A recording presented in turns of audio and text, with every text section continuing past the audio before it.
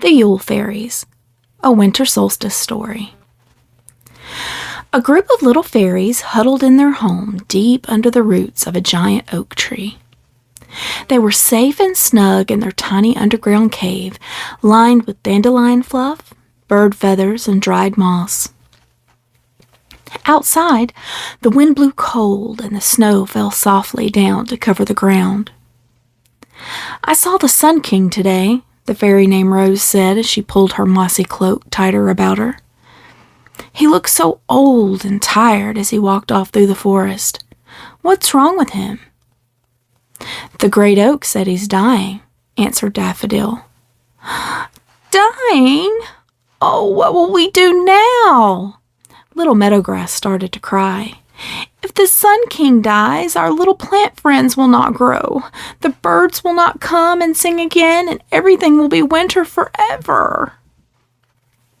Lilac, Dandelion, and Elder Blossom tried to comfort their friend, but they were all very sad. As they huddled together, there was a knock on the tiny door. Boom, boom, boom. "Open up, fairies," called out a loud voice. "Why are you hiding instead of joining us in our solstice celebration?" Rose opened the door and the little gnome, Brown Nobby, pushed inside, shaking the glistening snowflakes off his brown coat and hat. "We are too sad to celebrate," Daffodil said, wiping her eyes. "The Sun King is dying. Haven't you heard?" "He is dead, you silly fairies." Brown Nobby's round dark eyes sparkled with laughter. "Now hurry, or we'll be late for the celebration." "How can you be happy and laughing?" Elder Blossom stamped her little foot and frowned at the gnome. "If the Sun King is dead, it will be winter always. We will never see the sun again." "Silly little child fairies." Brown Nobby grabbed Dandelion by the hand and pulled her to her feet. "There's a secret to the winter solstice. Don't you want to know what it is?" The fairies looked at him in surprise. "Secret?" they all said. "What secret? We are only new little fairies, you silly gnome. We've never been to a solstice celebration before." Come and see, come and see. Get your capes and come with me." Brown Nobby danced and jigged around the room. "Hurry, hurry, don't be slow, to the sacred oak grove through the snow." He danced out of the door and disappeared. "What did that gnome mean?" Rose asked as she gathered up her cloak of dried rose petals, held together with cobwebs and lined with goose down. "I don't know, but the lady lives in the sacred grove." Meadowgrass pulled on her hat. "Perhaps if we go see the goddess, she can explain what Brown Nobby was talking about." The fairies left their snug little home and trudged off through the snow toward the sacred oak grove. The forest was dark, with only the light of the moon shining down through the thick fir branches and bare limbs of maple and hawthorn. It was very difficult for them to get through the snow because they were very, very small. As they waded through the wet snow and shivered with the cold wind, they met a fox. "Where are you going, fairies?" the fox asked. "To the sacred grove," they answered. They were cold and shivering. "Climb on my back, and I will take you there swiftly." The fox knelt down so the fairies could climb up. Then he raced off through the dark. "Listen," said Lilac as they neared the grove of sacred trees. "Someone is singing happy songs.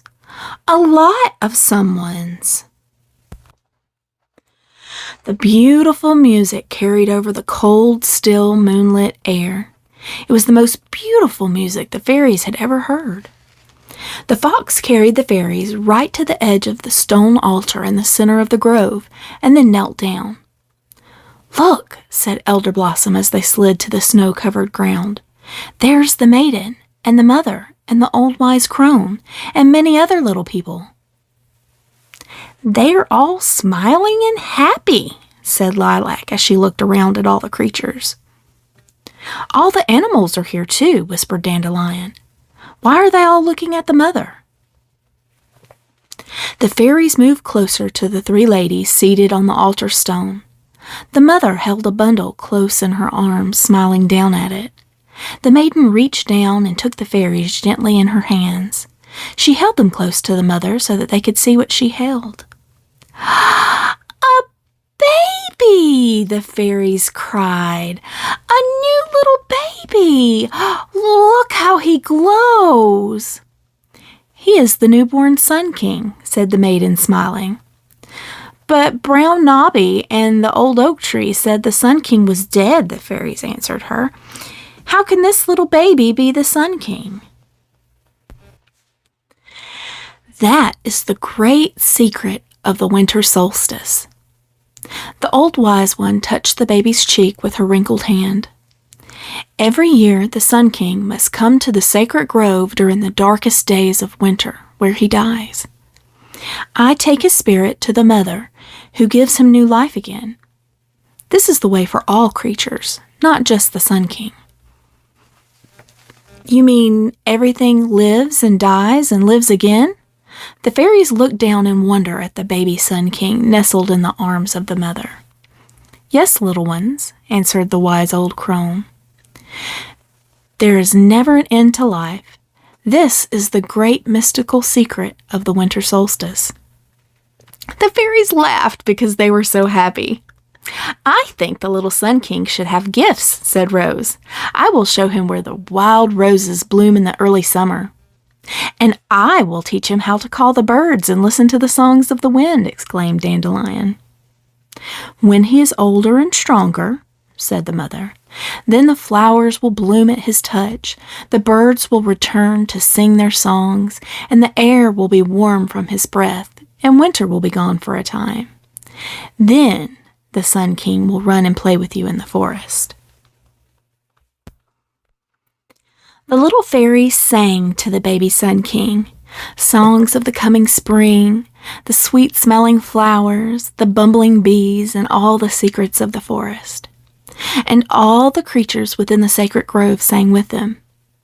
Then the fox took them back to their snug home under the roots of the giant oak tree, where they dreamed wonderful dreams, waiting for the warmth of the spring and the fun they would have with the little Sun King.